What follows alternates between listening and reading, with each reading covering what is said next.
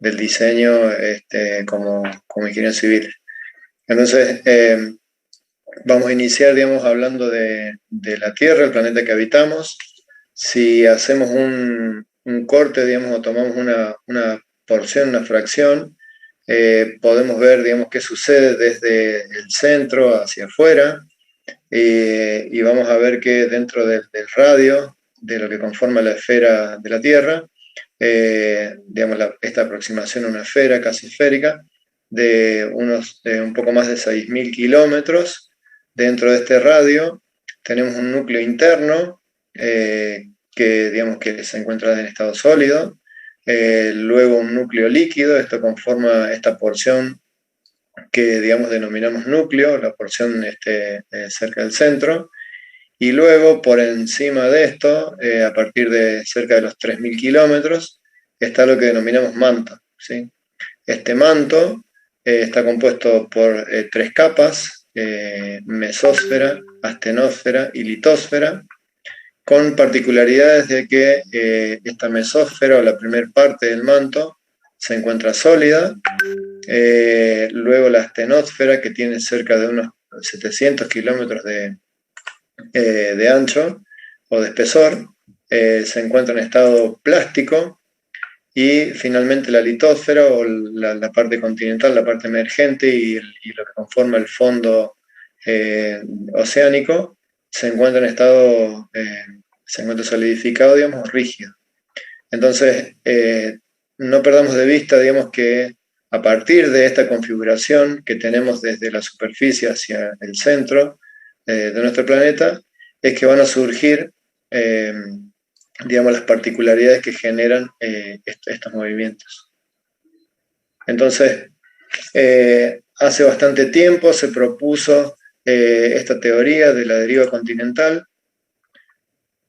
Perdón si tengo alguna interrupción, es que voy admitiendo a quienes ingresan a la sala de espera. Se propuso esta teoría de la deriva continental, donde se plantea que en realidad los continentes, o la parte emergente de lo que conforma la corteza, no se trata de un continuo, sino que se trata de diferentes partes que están interactuando entre sí, y que, si bien alguna vez pueden haber estado conectadas o juntas, a partir de, o en el transcurso, digamos, del desarrollo de las eras geológicas, esto ha sufrido transformaciones, haciendo que estas partes se vayan separando y teniendo, digamos, a través del vulcanismo, interacción continua y permanente entre sí. Entonces vamos a ver cómo a través del tiempo, este Pangea, que se suponía, digamos, que se conoce como este primer gran continente inicial, ha sido sucesivamente fraccionado, se ha ido sucesivamente fraccionando en diferentes partes, y que se fueron separando entre sí, dando un poco forma a lo que tenemos, digamos, en nuestra actualidad. Lo que sucede es que el tiempo que nos toca vivir es de alguna manera muy reducido con respecto al tiempo geológico, desde lo que se considera como inicio o formación de nuestro planeta, y por lo tanto hay algunas cuestiones que, digamos, por ahí no son tan fáciles de visibilizar. En realidad, pequeños movimientos que se prolongan durante gran extensión de tiempo generan de todas maneras grandes desplazamientos. Esto es lo que ha ido sucediendo con las diferentes partes de este primer Pangea, digamos, o continente inicial. En esta gráfica podemos advertir de alguna manera los tipos de movimientos y en qué dirección se han ido dando. Enseguida vamos a profundizar en cada uno de ellos, de manera que se ha ido produciendo desde hace unos 200 millones de años atrás, en el periodo Jurásico, sucesivamente esta separación de lo que conocemos hoy como continentes, ¿sí? Es decir, que hay evidencia científica de diferentes índoles, digamos, que de alguna manera dan soporte a que esto es lo que ha ido sucediendo, hasta conformar esta configuración que tenemos en la actualidad. Entonces, la evidencia de la distribución de los fósiles: hay una distribución de material fósil, digamos, encontrada en la zona de Sudamérica, coincidente con porciones, digamos, de la zona de Sudáfrica, así como material fósil que conecta no solo estos dos continentes, sino también India, Antártida y Australia, y así sucesivamente, tanto en la parte vegetal como en la parte animal. De alguna manera, reconstituyendo este rompecabezas, da soporte a esta teoría. Otra cuestión fundamental, digamos, para entender qué es lo que fue sucediendo, lo tenemos a través del paleomagnetismo, donde a lo largo del tiempo se sabe que los ejes, digamos, o los polos del magnetismo terrestre han sufrido o han experimentado, digamos, inversión, es decir, norte-sur o sur-norte, y esto de alguna manera queda reflejado en la formación de roca nueva que viene a partir del magma que emerge por efecto del vulcanismo, y esto se ha ido dando en general en la zona central de los océanos, en el océano Atlántico y en el océano Pacífico. Si de alguna manera vemos, haciendo un mapeo de la edad del fondo oceánico, en las diferentes tonalidades podemos apreciar que la zona de roca joven o de menos antigüedad se encuentra a lo largo de lo que se conocen como dorsales. Tenemos una dorsal del Atlántico, que es esta especie de S que se forma entre el continente americano y el continente africano, y una dorsal del Pacífico, bueno, claramente con las diferentes edades y por lo que podemos apreciar digamos, la permanencia de cada una de estas instancias en el transcurso del tiempo. Entonces, esto permite advertir la gran actividad que se ha ido dando en determinados sectores de la corteza y de qué manera esas grandes liberaciones de energía han ido provocando el movimiento dentro, digamos, de la corteza. Un segundo que voy a chequear el chat. Sí, quienes están en sala de espera los he ido admitiendo, si alguno todavía quedó, ahí los admití. Bueno, entonces esto nos da la posibilidad de corroborar, digamos, que efectivamente esto es lo que está sucediendo y de alguna manera nos permite ir directamente al análisis de estos orígenes. Entonces, a través de lo que se conoce como tectónica de placas, lo que está sucediendo es que este continuo de la corteza en realidad no es un continuo, sino que es la suma de diferentes partes que están conectadas e interactuando entre sí. Entonces tenemos la corteza dividida en placas. Estas placas abarcan determinadas extensiones de terreno y se las ha dividido, digamos, en función de las discontinuidades que se presentan entre ellas. Es así que la zona que fundamentalmente nos interesa por la localización nuestra van a ser la placa sudamericana, que contiene todo el continente sudamericano hasta la dorsal que se encuentra en el centro del Océano Atlántico, una interacción muy importante con la placa de Nazca, que se encuentra al oeste de la cordillera de los Andes, y la placa de Scotia, que se encuentra justo, digamos, en el filo de lo que es el límite sur de Ushuaia. Digamos, otras placas importantes por su tamaño y por su interacción, digamos, en la época que nos toca vivir, está en la placa norteamericana, la placa del Caribe, la placa de Cocos, todo el sector, digamos, de la placa del Pacífico, en lo que se conoce como Cinturón de Fuego del Pacífico. Enseguida nos vamos a explayar en esto. Bueno, sectores que actualmente tienen o presentan la mayor actividad sísmica que se registra dentro de nuestro planeta. Y la manera de entender esto es en esta porción del manto que se denomina astenósfera y que dijimos que está en estado plástico. En realidad lo que está sucediendo a partir de la capa sólida que conforma la corteza propiamente, en esta capa de la astenósfera se producen corrientes de convección por diferencias de temperatura y de presión del material que se encuentra, Al encontrarse en estado plástico, digamos, tiene propiedades de este estado, y lo que se genera en realidad es que hay un desplazamiento, un movimiento de material de las zonas de mayor temperatura o de las zonas de menor temperatura a las zonas mayores y así sucesivamente. De la misma manera que sucede, digamos, las corrientes de convección dentro de un recipiente cuando lo ponemos al fuego, o como suceden, digamos, las corrientes de convección por ejemplo, en el caso de un radiador en un ambiente. Entonces, ese movimiento que se da dentro de esta porción en la astenósfera es lo que genera, digamos, presiones importantes, material en estado plástico y en estado semilíquido, digamos, que encuentra en diferentes discontinuidades que son los bordes de estas placas que nombrábamos recién, donde el material, por la presión en la que se encuentra, logra fluir, ¿sí? Estos son la zona de las dorsales y los volcanes que se encuentran, digamos, a lo largo de, por ejemplo, nuestra cordillera o en los diferentes puntos de interacción. Entonces, la mecánica de este movimiento que se da a nivel planetario tiene su origen en estas corrientes de convección y que de alguna manera lo que hacen es hacer que el material que se desplaza o que logra filtrarse a través de estas discontinuidades vayan generando empujes.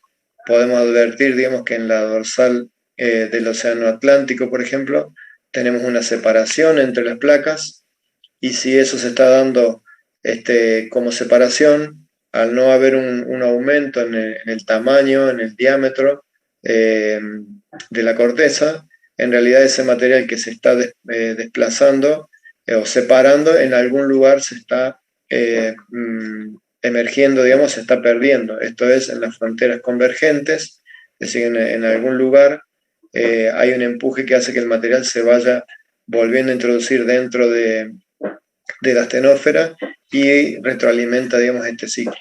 En algunos lugares habrá simplemente una interacción de transformación, esto es una zona de desplazamiento entre placas que no genera ni, digamos, ni salida del material ni intromisión del material dentro de la capa. Es decir, que estos tipos de interacción entre bordes, los bordes, las fronteras divergentes, es decir, cuando hay separación entre las placas, las fronteras convergentes, es decir, cuando hay introducción de una zona de placa con otra, o las fronteras de transformación, son los tres tipos de bordes de placa que vamos a encontrar a lo largo de todo el desarrollo, digamos, de los perímetros de las placas. Entonces miremos, por ejemplo, el caso de un borde divergente, que lo conforma esta gran dorsal del Océano Atlántico. Si tomamos dos puntos fijos entre América del Norte y África y los medimos a lo largo del tiempo, vamos a ver que en esta zona se está dando una ampliación de unos 15 centímetros por año, es decir que hay una cordillera, digamos, dentro del fondo oceánico que está formándose permanentemente y que está generando este desplazamiento. Es decir que lejos de pensar que estamos quietos sobre la superficie, en realidad el estado más común es que estemos en movimiento, ¿sí? A raíz de esta interacción y de estos esfuerzos que se van dando. Así como dijimos, si en algún lugar se está generando material y está generándose separación de la corteza, en otro lugar tendrá que haber una intromisión de ese material de nuevo dentro de la astenósfera. Esto sucede en lo que conocemos como bordes convergentes. Como decíamos, el tamaño de la Tierra no ha variado significativamente. Esto implica que este reciclaje de material se está dando en algún punto a lo largo de la cordillera de los Andes. Tenemos un borde convergente donde la placa de Nazca se está introduciendo por debajo de la placa sudamericana. Previo a esta introducción, el empuje y las grandes presiones que se han generado por esta interacción han dado origen a la cordillera de los Andes, ¿sí?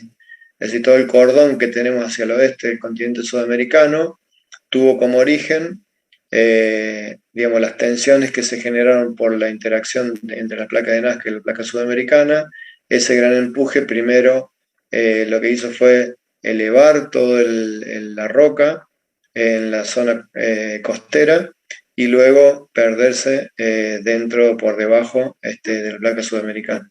Así que en este punto se está dando este reciclaje del material y por lo tanto el tamaño o el diámetro de la Tierra no varía, digamos, en general.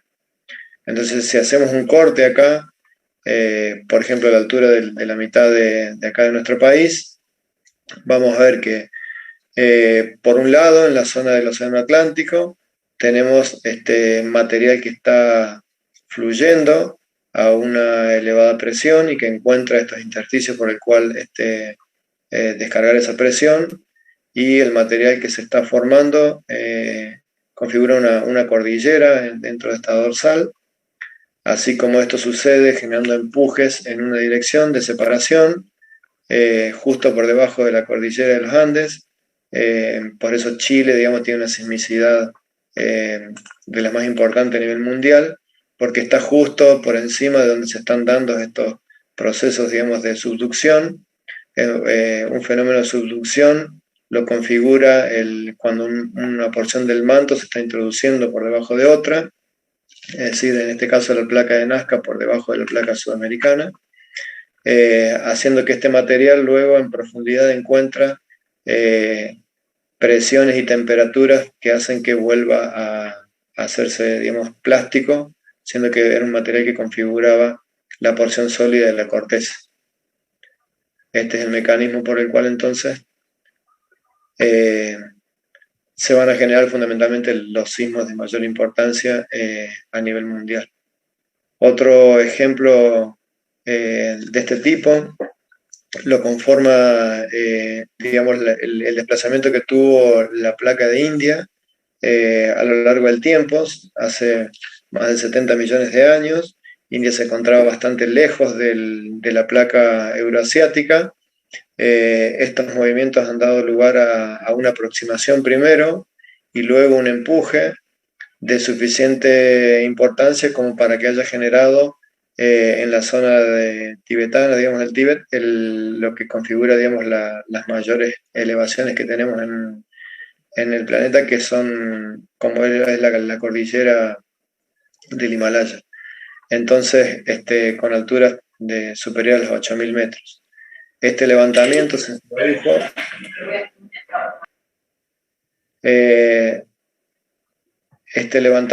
produjo entonces por efecto de la aproximación de la placa de India, que dio lugar a una remoción, por así decirlo, o que se hayan montado por el tipo de material, dando elevación en la superficie, llegando hasta más de 8.000 metros, digamos, en la zona del Himalaya, con el Everest como el punto de mayor altura en esa zona.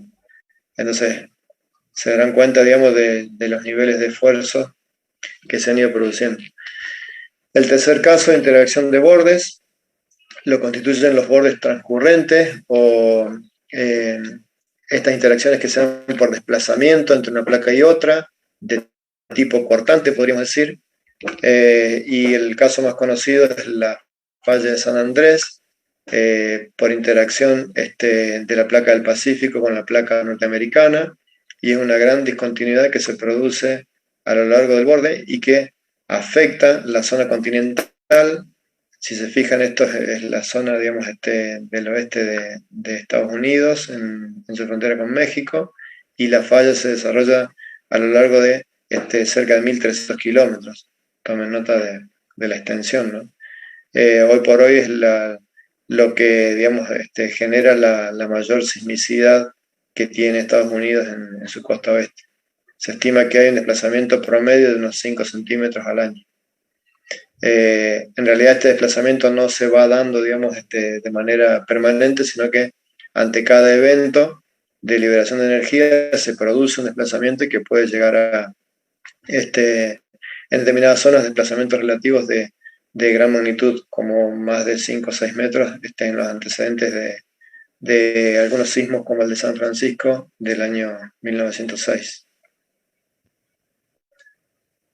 Entonces la placa norteamericana se está desplazando relativamente con respecto a la placa del Pacífico, y ese borde, digamos, de interacción se denomina o se conoce como falla de San Andrés. Acá hay una foto, digamos, de una cerca que en realidad mantenía una única alineación y posterior al terremoto de San Francisco tuvo este desplazamiento de cerca de 6 metros. Bueno, como para que tomen nota, digamos que en realidad las construcciones que estén localizadas en estos sectores seguramente van a estar expuestas, digamos, a este tipo de acciones. Eso por el lado de lo que configuran, digamos, las interacciones entre bordes de placas continentales. Por otro lado, podemos tener lo que se conocen como fallas geológicas. Las fallas son fracturas o zonas de fracturas a lo largo de las cuales se generan desplazamientos relativos de los bloques que están paralelos a esa fractura. Por lo tanto, una falla es esencialmente una discontinuidad que se forma, digamos, por esta fractura de grandes bloques de roca dentro de la superficie, y cuando estos esfuerzos superan la resistencia de la roca. O sea, mientras tanto, hay una energía potencial que se va acumulando. Cuando esa energía potencial supera las capacidades de deformación elástica, entonces se producen las grandes deformaciones, y es allí donde se generan estas liberaciones de energía que configuran para nosotros los puntos, digamos, de foco de generación de los sismos. ¿Bien?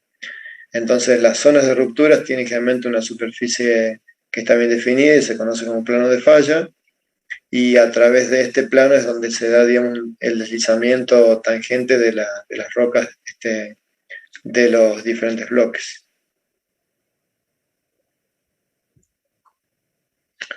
Es así que vamos a tener fallas que denominaremos fallas normales.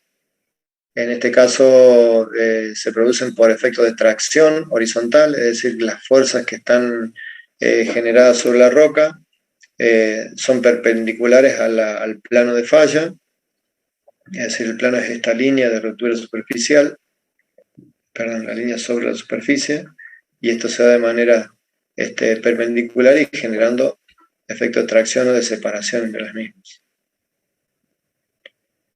Estas discontinuidades o estas fallas se pueden apreciar incluso a simple vista. Acá tenemos algunos ejemplos donde, si ven esta capa, digamos, que presentaba una alineación continua en alguna oportunidad, por efecto del desplazamiento hoy se encuentran desplazadas, y en algunos casos, digamos, con separaciones apreciables de varios cientos de metros.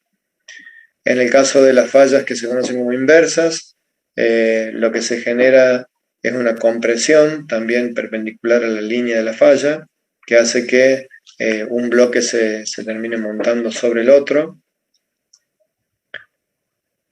Esto se conoce como falla inversa. Acá tenemos algunos ejemplos de esto.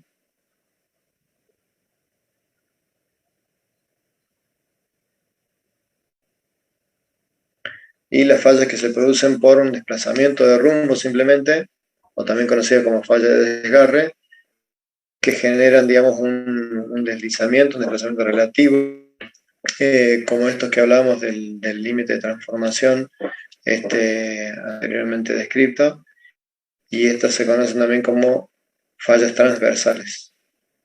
Como dije, entonces, a diferencia de la interacción en los bordes continentales, las fallas se producen dentro de la zona continental.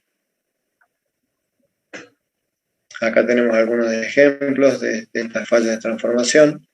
Pueden ver antes del evento, esta porción, digamos, del terreno tenía una continuidad, y acá se advierten claramente el desplazamiento. Esto era un camino, digamos, que mantenía una única alineación, y fíjense que después del sismo se separó unos cuantos metros de la traza original. Hay muchos ejemplos de esto a lo largo, digamos, de la superficie terrestre. Acá hay otra falla que se observa bastante a simple vista, digamos, a lo largo de esta fotografía aérea. Es decir, que estas discontinuidades se extienden, digamos, por cientos de kilómetros en algunos casos. Otros ejemplos.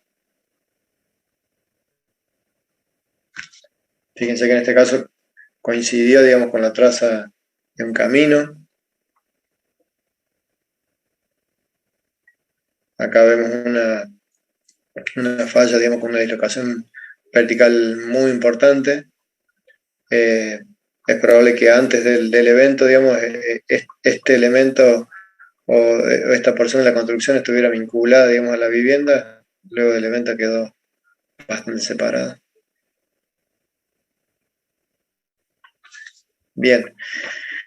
Y en nuestro país, acá tenemos un esquema. Cada una de estas líneas representa una línea de falla, en algunos casos de mayor o menor importancia, pero como pueden apreciar, digamos, toda la zona del litoral no presenta grandes discontinuidades, pero sí, digamos, a medida que nos aproximamos hacia la zona oeste o hacia la zona de la cordillera, vemos que, digamos, se presentan en mayor frecuencia. Si tomamos Córdoba, digamos, la situación que nos toca por nuestra ubicación, fíjense que la dirección de la falla coinciden, digamos, con la alineación norte-sur, de manera que las discontinuidades o los efectos, digamos, de esta interacción se da en sentido este-oeste.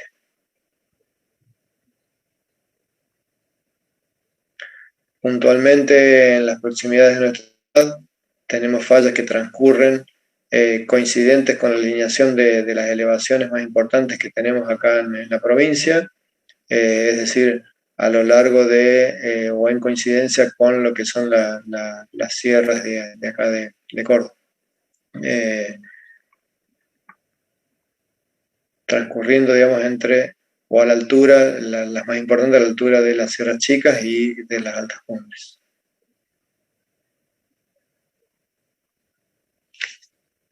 Acá tenemos un detalle más, donde a su vez tenemos con diferentes puntos, los puntos donde se han producido sismos y la importancia de los mismos.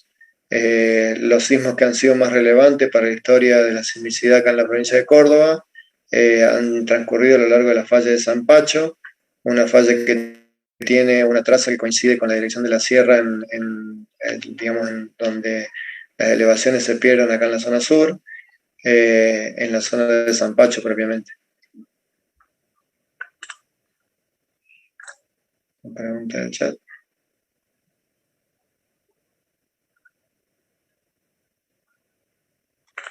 Bueno, vamos. Chicos, en la sala de espera, así me quedo alguno. No.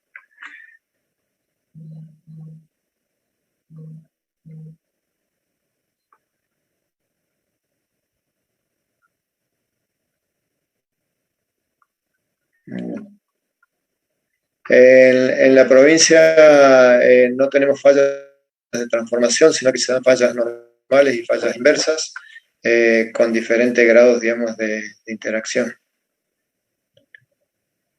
Entonces, los terremotos o sismos o temblores, nombres estos que son sinónimos, tienen su origen, esencialmente los de mayor importancia y los que nos interesan, digamos, desde el punto de vista de la ingeniería civil, en la tectónica de placas. Esto es, en la interacción entre las placas que conforman la corteza. Esto se da a partir de un punto, digamos, donde se provoca una liberación de energía que se vino acumulando, digamos, por efecto de las presiones que se dan en la interacción. Una vez que esta energía supera la capacidad resistente de la roca, se produce el desplazamiento y con el desplazamiento la liberación de esta energía potencial, digamos, mecánica acumulada en el punto. Esto se da a lo largo de un plano de falla, donde en el punto central vamos a denominar foco. Esa energía que se libera cuando encuentra la zona, digamos, más cercana sobre la superficie, es lo que vamos a denominar epicentro. Es decir, el epicentro es la zona de mayor afectación sobre la superficie y en dirección al foco del sismo.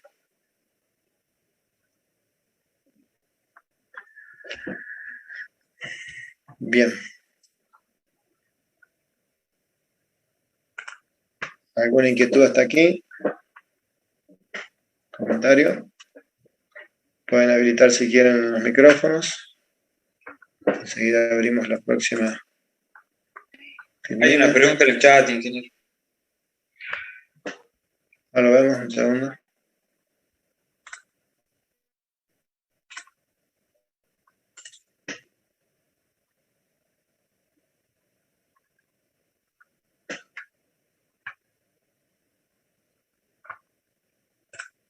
Un momento. Compartir dos.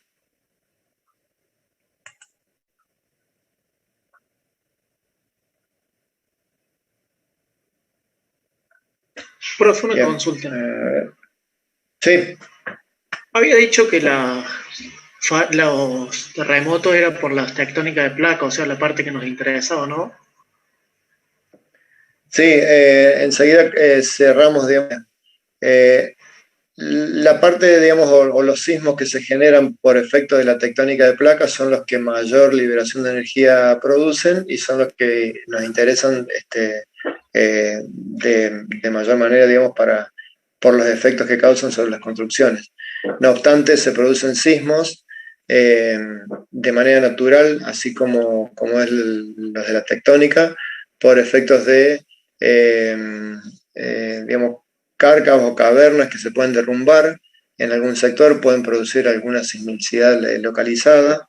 De manera artificial se producen sismos por explosiones, las explosiones nucleares, que liberan grandes cantidades de energía concentradas, digamos, en un punto, también generan sismicidad.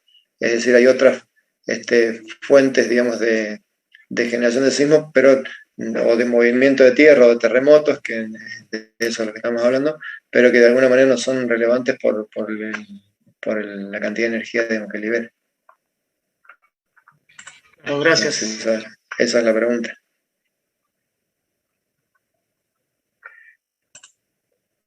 Bien, entonces los parámetros que nos interesan, una vez producido el evento, van a ser los siguientes.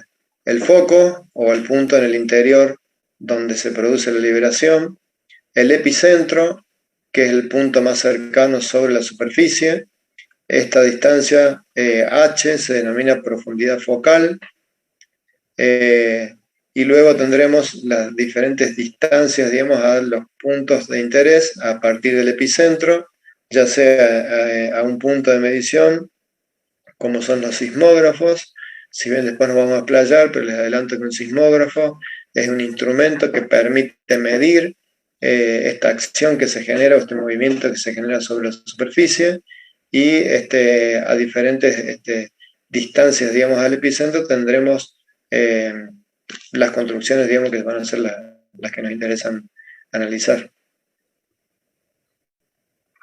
Si hacemos un análisis ahora de la sismicidad mundial, esto es, cuáles son los puntos sobre la superficie donde se registran la mayor cantidad de eventos, vamos a ver que prácticamente nos quedan dibujados, o sea, cada uno de estos puntos que se ven en gris son un evento sucedido de los que tenemos registro, digamos, a lo largo de la historia.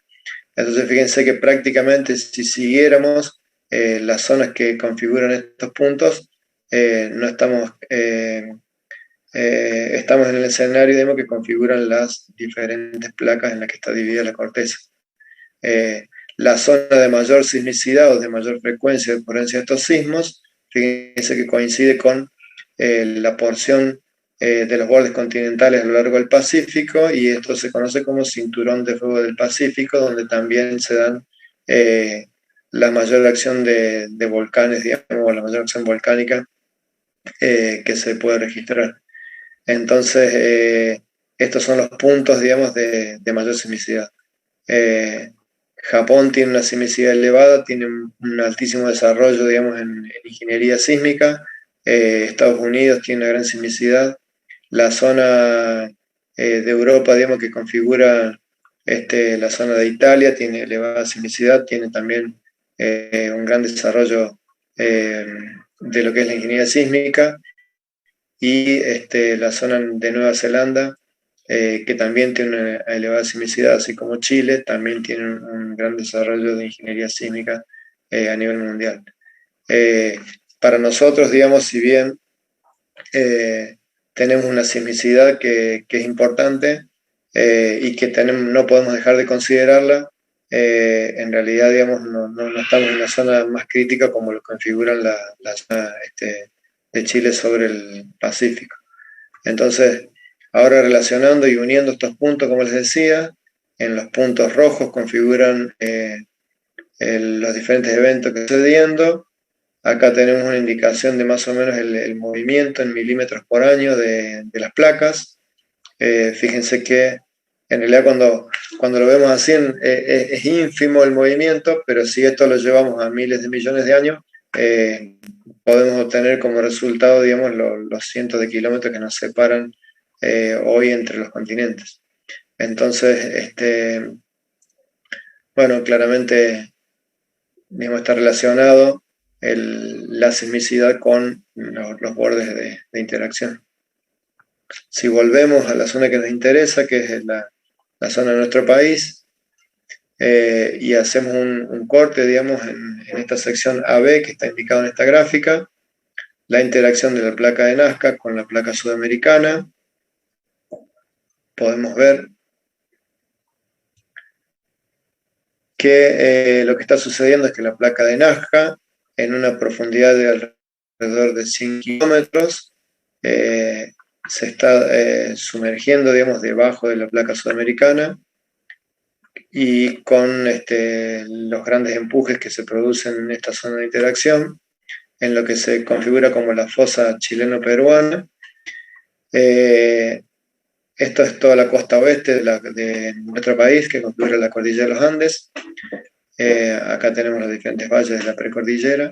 Y bueno, fíjense que la importancia de esa energía liberada, que a muchos kilómetros, digamos, de ese sector, también tenemos, se sienten, digamos, los efectos de esa liberación de energía. Así que a lo largo de toda esta zona de interacción es donde se pueden producir los sismos que van a ser de interés para nuestro país. Analizamos esto y ahora lo llevamos a una gráfica que nos permita correlacionar los diferentes eventos y a las profundidades que se producen. Fíjense que acá tenemos la profundidad en kilómetros en los diferentes colores de esta escala gráfica. Podemos ver que los sismos más claros se dan a menor profundidad, entre 0 y 30 kilómetros, luego entre 30 y 70 kilómetros, y a medida que nos entramos al continente, estas profundidades se van haciendo cada vez mayores. Los sismos que tuvimos en la zona de Santiago del Estero, en general han sido sismos de grandes profundidades, de más de 500 kilómetros de profundidad. Bueno, esto de alguna manera tiene que ver con lo que veíamos, digamos, en la gráfica anterior. A lo largo de la zona de interacción entre las placas es donde se producen los focos de los eventos.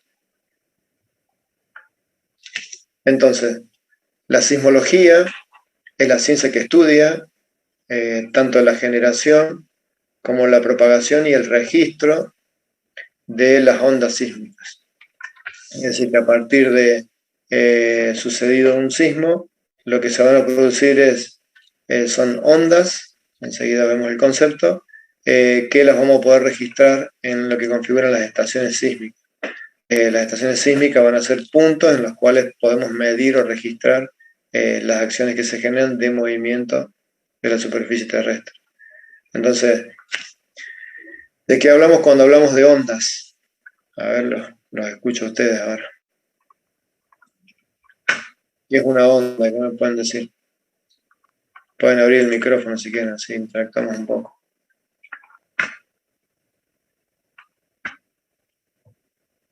¿Qué es una onda?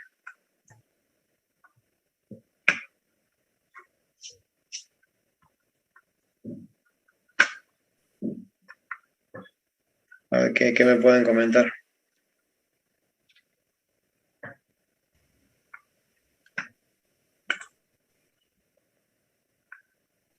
Profe, una onda puede ser que sea una perturbación. Una onda, una perturbación. Puede ser, pero nos quedamos cortos con la respuesta. ¿Qué más? ¿Una perturbación de qué? ¿De qué tipo? ¿Qué sería? ¿Transferencia de energía? Con una frecuencia y una longitud asociada. Una perturbación que tenga una frecuencia y una... ¿Qué más? Y una longitud de onda asociada. Y una longitud, sí. Una forma de propagación de energía. Una forma de propagación de energía también. Sí, son todas respuestas parciales, digamos. Completémosla un poco más, a ver. ¿Qué más podemos decir de las ondas?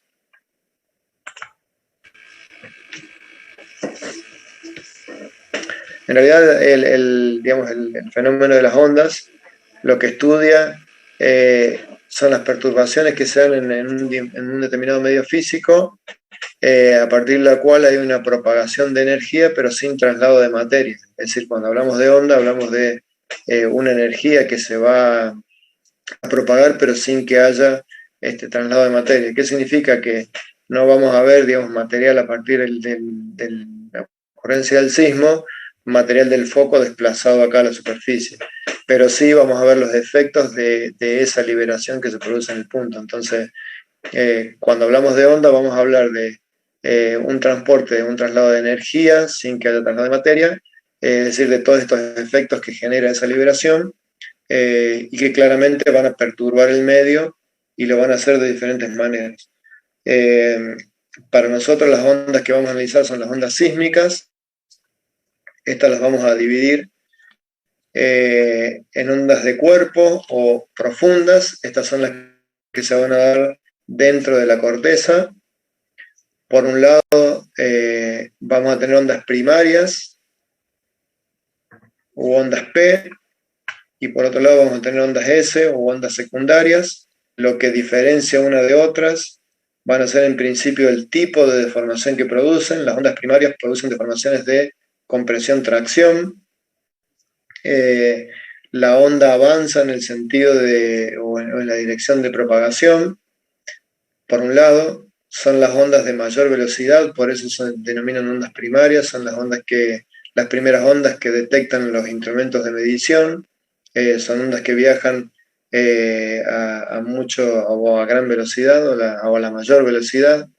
Por otro lado tenemos las ondas secundarias, que lo que producen es un desplazamiento de las partículas, pero en dirección perpendicular a la dirección de avance de la onda.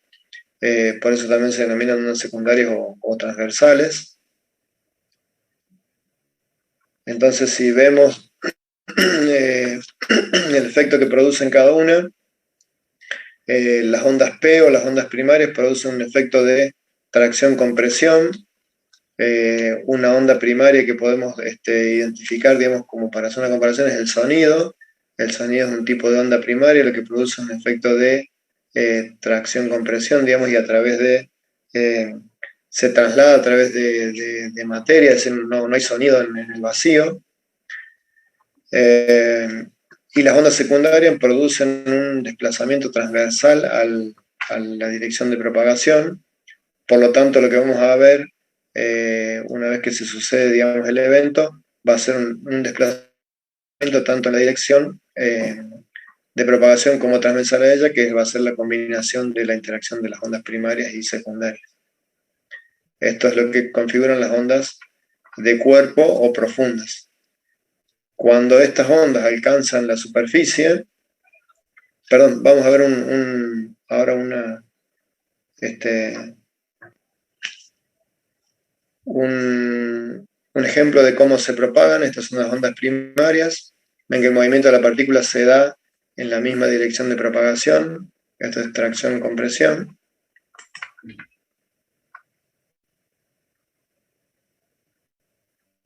Sí, todas las minas las vamos a subir, repasando acá el chat. Bien.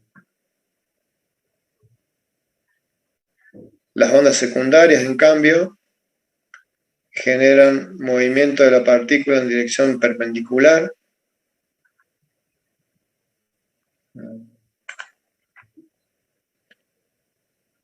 Fíjense que la dirección de propagación va en un sentido y la partícula se mueve en el sentido opuesto.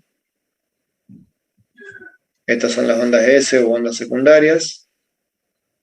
Si vemos en este gráfico alguna comparativa, alguna diferencia entre una y otra, las ondas de compresión viajan entre o cerca de los 10 kilómetros por segundo de velocidad. En cambio, las ondas de corte viajan a cerca de entre 3 y 4, o sea que la mitad de la velocidad. Por lo tanto, las primeras ondas que van a registrar los instrumentos de medición son las ondas primarias o de compresión.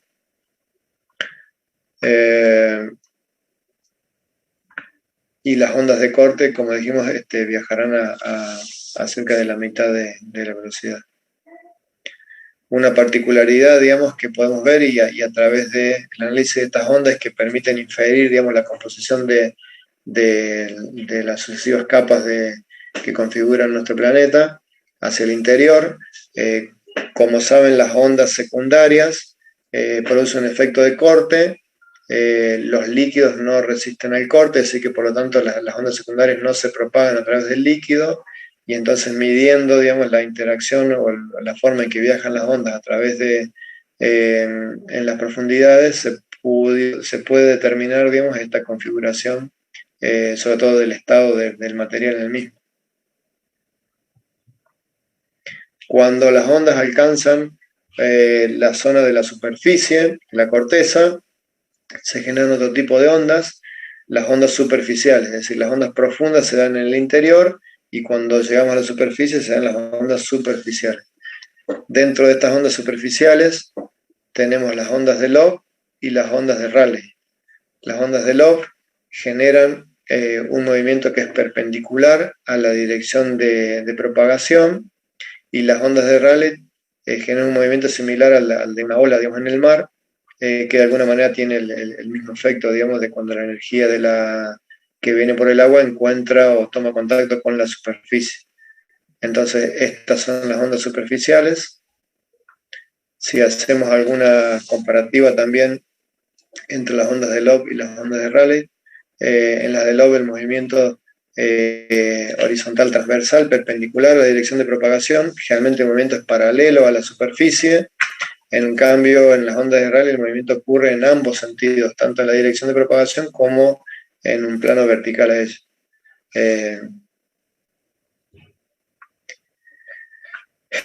Bueno, las amplitudes disminuyen con la profundidad, las ondas dependen de las frecuencias en general, y ¿qué más podemos decir? También la profundidad de penetración depende de la frecuencia. Cuando menor es la frecuencia, mayor es la profundidad de propagación, y las velocidades de estas ondas son similares entre los 2 y los 4 kilómetros por segundo.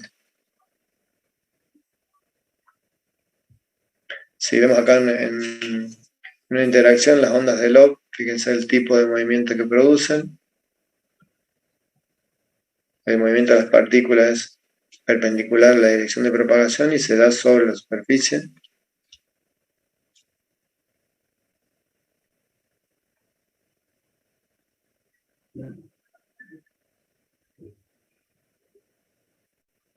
Y en cambio las ondas de Rayleigh, lo que genera, si miramos la partícula, es un desplazamiento de la partícula, que es como que se mueve, digamos, alrededor de un círculo a partir de su posición de equilibrio. Si sale de su posición de equilibrio, hace un movimiento circular completo y vuelve.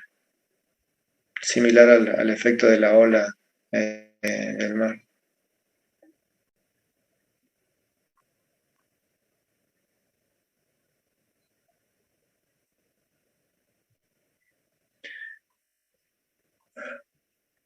Vamos al chat un segundo.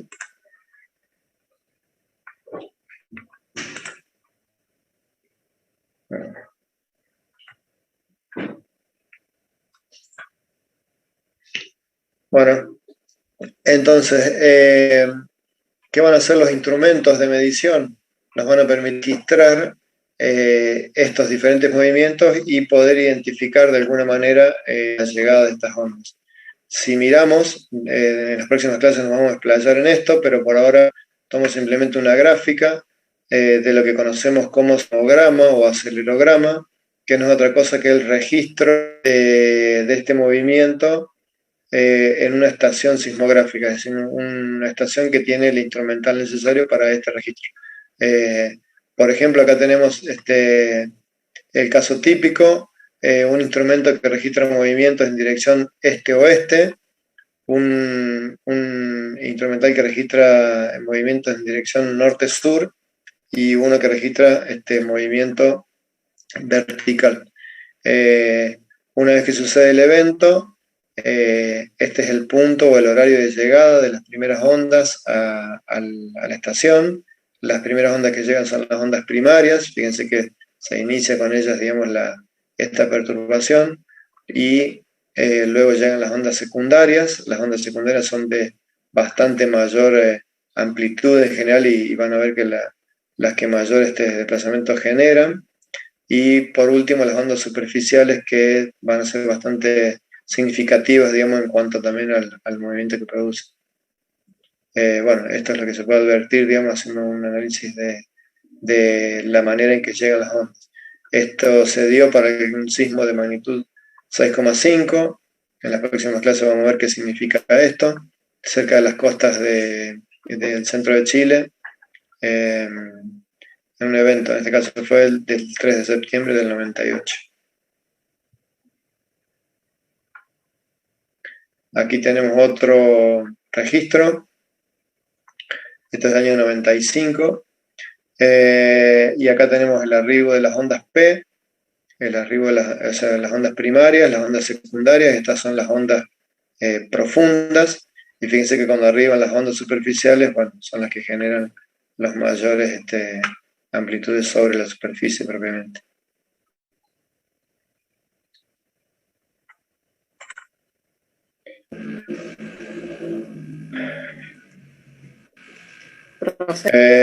Sí, acá hay una pregunta: ¿el paso de la onda, la materia volvería a su configuración? Sí, justamente lo que genera, digamos, la energía se libera en el foco, ¿sí? Una vez que la energía se libera, va a atravesar todas las sucesivas capas dentro de la corteza hasta alcanzar la superficie. Esas diferentes capas lo único que van a recibir es energía que viene, deforma y pasa, ¿sí? O sea que el material se queda en su lugar. Sí, perdón, ¿alguien iba a hacer una consulta? Sí, las ondas eran las LOB, así se dice. ¿Esas son las que más perjudican entonces a las obras o cualquier las ondas construcción superficiales que en general, que generan, digamos, grandes desplazamientos, y vamos a ver que grandes desplazamientos van a generar grandes acciones para nosotros dentro de las construcciones. Bueno, gracias.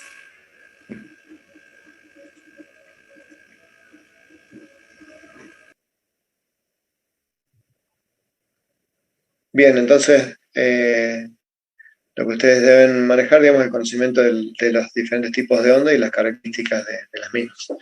En cuanto a los parámetros que nos van a interesar de las ondas, van a ser las amplitudes por un lado, es decir, cuántos son los desplazamientos máximos o los desplazamientos que se producen a lo largo del tiempo, por un lado. Es decir, que lo que vamos a hacer es registrar estos desplazamientos a lo largo del tiempo y poder medir esas amplitudes. Las máximas van a ser las que esencialmente nos interesen. Y por otro lado, poder medir, digamos, el tiempo que tarda generar el desplazamiento de una partícula desde su posición de equilibrio, completando, digamos, una interacción y volviendo a su posición. Ese tiempo se denomina período, y la inversa del período es lo que se conoce como frecuencia. Es decir, qué tanto amplitud y frecuencia van a definir los parámetros esenciales con los cuales vamos a trabajar cuando veamos la parte dinámica del análisis sismológico.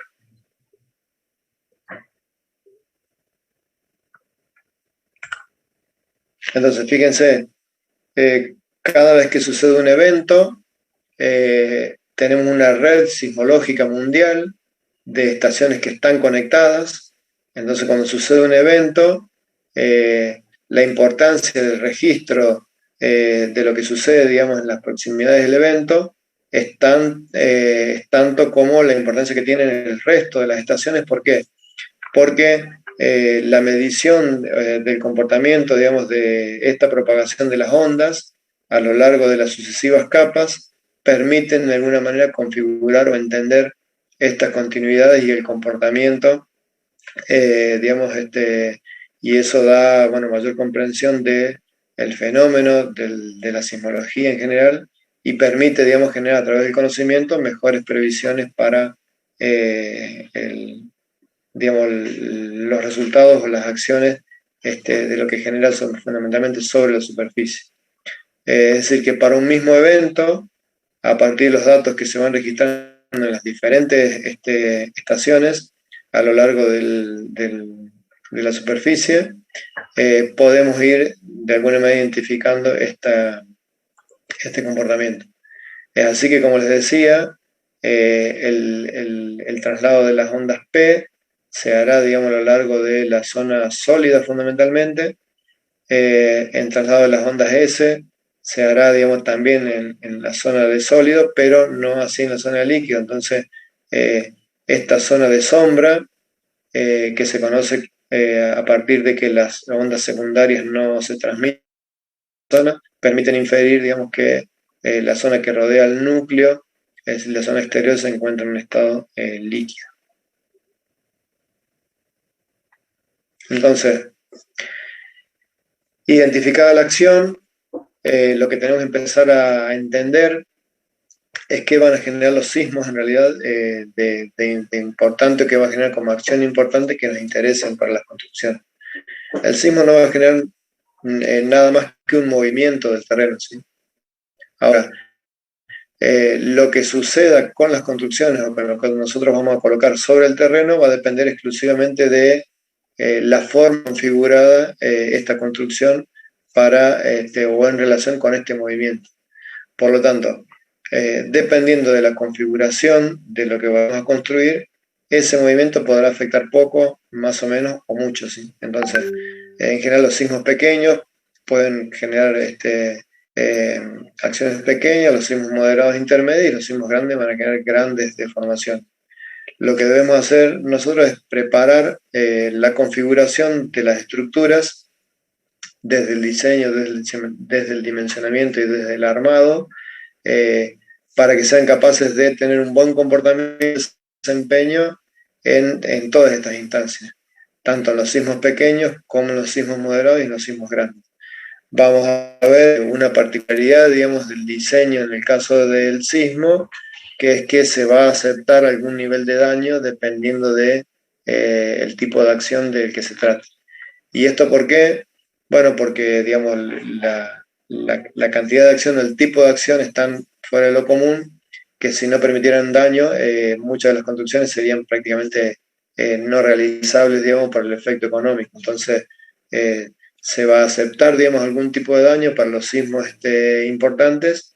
No obstante, vamos a ver de qué manera ese daño tendrá que ser acotado, como para que no provoque colapso de las construcciones y que tengamos como fin último el resguardo de las vidas en general, a pesar de que pueda existir daño económico, digamos, por la falla que se produzcan en la construcción.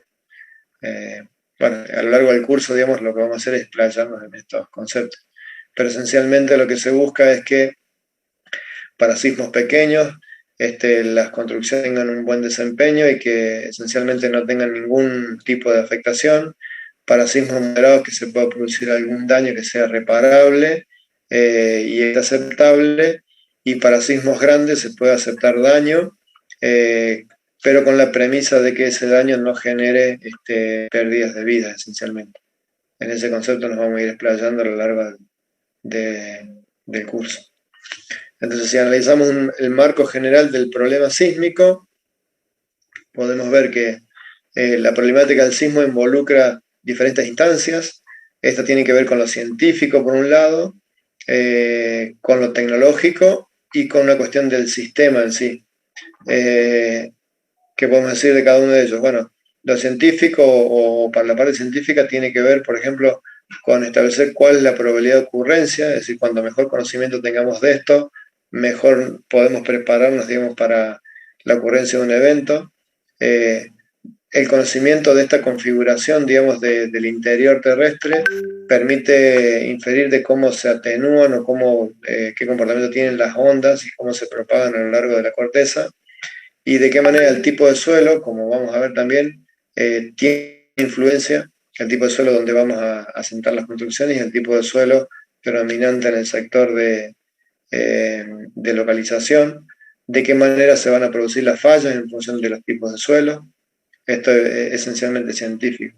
Desde el punto de vista de la tecnología, nos interesa saber qué respuesta tendrá la estructura ante el terremoto, qué probabilidad de daños tendrá un determinado tipo de estructura, de qué manera podemos reducir esa posibilidad del daño rehabilitando, digamos, y qué posibilidad tenemos de que la estructura siga manteniendo, digamos, una capacidad de vida útil.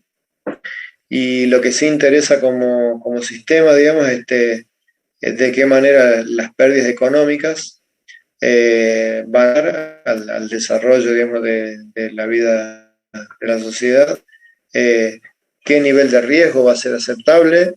En función de esto se definirán los lineamientos reglamentarios para cada zona, y de qué manera este riesgo, digamos, lo podemos modelar o podemos plantear mapas de riesgo que nos permitan, bueno, tener claridad, digamos, dentro de las diferentes configuraciones en una misma zona, qué riesgo tiene asociado en función de la cantidad de población que tengamos en un determinado sector, el nivel socioeconómico y asociado a esto el de las construcciones que podamos tener en el mismo, la infraestructura en general que está presente. Es decir que, bueno, el problema sísmico tiene diferentes aristas, pero de alguna manera involucra a todos en general. Bien, esto entonces ha sido la introducción a la clase de hoy. De alguna manera la idea fue definir la sismología, digamos, o el mecanismo que genera esta acción tan importante para las construcciones. En la próxima clase vamos a ir avanzando sobre la cuestión del diseño ya para tener en cuenta, digamos, este tipo de acción. ¿Alguna pregunta, comentario?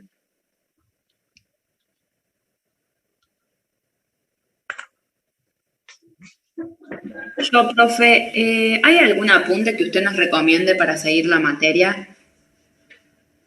Bueno, todas las clases que vamos dando, yo ahora la clase está grabada, la vamos a bajar y la vamos a poner a disposición del curso, y las filminas se las voy a subir también mañana a la autogestión, y después está la bibliografía en el reglamento de cátedra que le subimos, tienen bibliografía ahí sugerida. Hay una bibliografía, digamos, básica, que se denomina Manual de Diseño Sísmico. Gran parte de la reglamentación argentina tuvo como base el reglamento mexicano hace un tiempo. El reglamento mexicano tuvo como base también el aporte de los ingenieros Bazán y Meli en lo que era un manual de diseño sísmico, que luego se denominó diseño sísmico de edificios, y que está disponible, digamos, como bibliografía al que pueden acceder, y de alguna manera tiene una cobertura importante, digamos, y en lenguaje español del sismo, digamos, como fenómeno. Y el resto de la bibliografía también lo tienen sugerido allí. Bien, profe, gracias. Bien. Bueno, ¿alguna otra consulta, comentario? Pueden abrir el audio si lo prefieren. Ya vamos a definir, entiendo que va a ser en el drive, digamos, del mail de la cátedra. Enseguida lo vamos a coordinar con el ingeniero Velasco y ya les aviso, pero digamos, vamos a ir subiendo las clases a medida que las vamos desarrollando, tanto la clase como la filmina.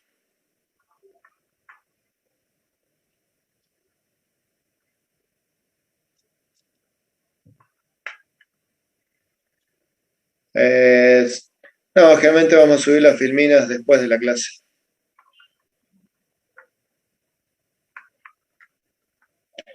Bueno, ¿alguna otra consulta, inquietud?